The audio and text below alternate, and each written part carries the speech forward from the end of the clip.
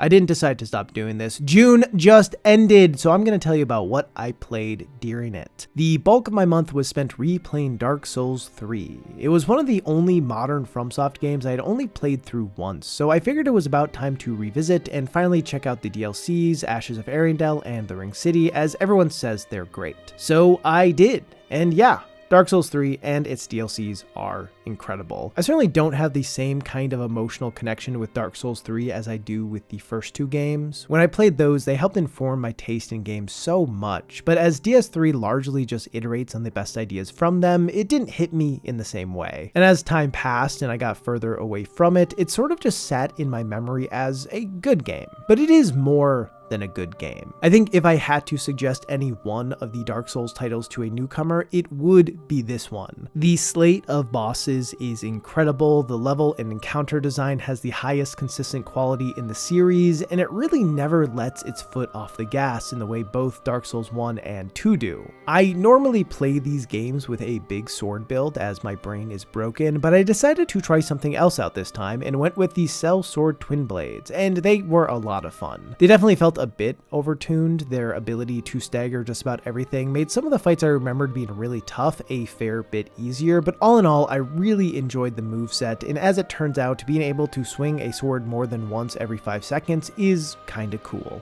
I also had forgotten how many somewhat gimmicky fights are in this game, and I mean that positively. Curse-Rotted Greatwood, Deacons of the Deep, High Lord Walnir, Yorm the Giant, Ancient Wyvern. I know these fights are kind of controversial, but with the exception of Ancient Wyvern, I actually really enjoyed them. To be clear, these aren't my favorite bosses in the game, but it's nice to have a wide selection of types of bosses. I like being tested in a way that feels closer to a puzzle, and frankly, that is something I wish Elden Ring would have had a bit more of. The balance of gimmick fights and more normal fights here is probably the exact right amount. The highlight of this playthrough for me, of course, was doing the DLCs, especially Ringed City. Ashes of Arendelle is solid, but a little light, and while Sister Fried is now one of my all-time favorite FromSoft bosses, not much else about it stuck out. Ringed City, though, not only has 3 of the best bosses in the game, arguably the entire series, but it also has a ton of areas that not only are breathtaking, but also interesting to explore given how they present challenges beyond just tough enemies. They are places to solve, and as this is meant to be the end of the Dark Souls trilogy, it feels like a perfect encapsulation of what makes Dark Souls feel like Dark Souls. It is a special game, and even though it doesn't mean as much to me as the others do, after this replay, I hold it in much higher regard than I ever have before, and I don't think I will forget about it so easily this time. Especially because I decided to get all of the achievements like a fucking idiot.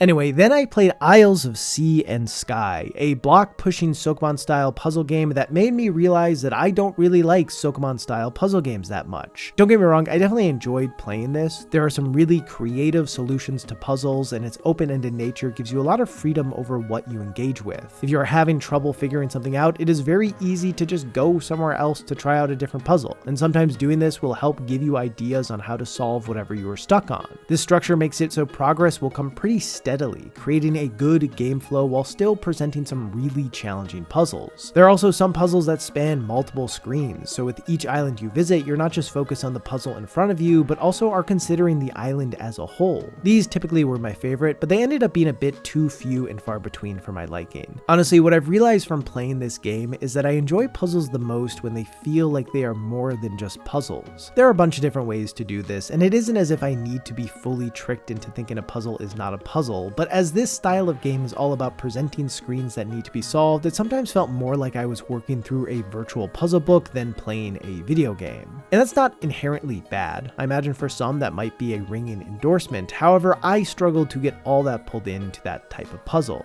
Again, I did find it to be a worthwhile game to play, and as its structure creates an early off-ramp for those who don't want to engage with everything, I walked away feeling like I got just enough out of my experience. It definitely is the type of game where there is a lot of extra stuff to do that gets pretty complicated, so if you aren't like me, this might be a game for you. Personally though, I probably won't be checking out any other Sokomon game anytime soon. Although my friends keep telling me I should play Void Stranger, so maybe despite everything I learned about myself from playing Isles of Sea and Sky, I should ignore it because surely this will be different, right? Right? Lastly, I started Armored Core 6. I do want to emphasize that I only started it, and as it is one of those games that most people say you have to play through multiple times to fully get it, you could say I really haven't played it at all. However, from what I have played, I have found a lot of elements to be compelling, albeit a little overwhelming. Namely, it really is designed in a way where you regularly have to switch up your loadout in order to effectively meet the challenge of any specific stage. As I've talked about in the past, I sometimes, and when I say sometimes I mean all the times, struggle to not just get locked into one specific playstyle. However, doing that here, while not impossible, is extremely inefficient, as there are just so many hard counters to certain types of mechs. And so even in my short playtime, I found myself switching things up a decent bit, and I appreciated being pushed out of my comfort zone. With that said, there is a lot. It is a mechanically wide game, and even though it does a pretty good job explaining how certain things work, especially by FromSoft standards, there is a lot to figure out, which is both exciting and kind of terrifying for me. Admittedly, even though I've enjoyed what I've played so far, I didn't really keep up with it after my first few sessions. To be honest, this mostly was due to me wanting to play something not made by FromSoft, as between Dark Souls 3 and Night Rain, I put way too many hours into their games throughout May and June. Even though this is far different from those titles, I could tell I was feeling a bit of FromSoft fatigue. Sometimes I do this thing where I'm so into the games of a specific developer that I want to work through their whole catalog, but then I get a few in and realize how valuable it is to space stuff out so as to not get burnt out on a certain type of vibe. So yeah, I plan to give myself a bit more time before jumping back into it. Frankly, I think this probably will mean starting over from scratch, but that's okay with me because there wouldn't be that much to redo, and I also found it a lot of fun. Anyway, that's all. I'll see you next time, unless I decide to stop doing this. Peace.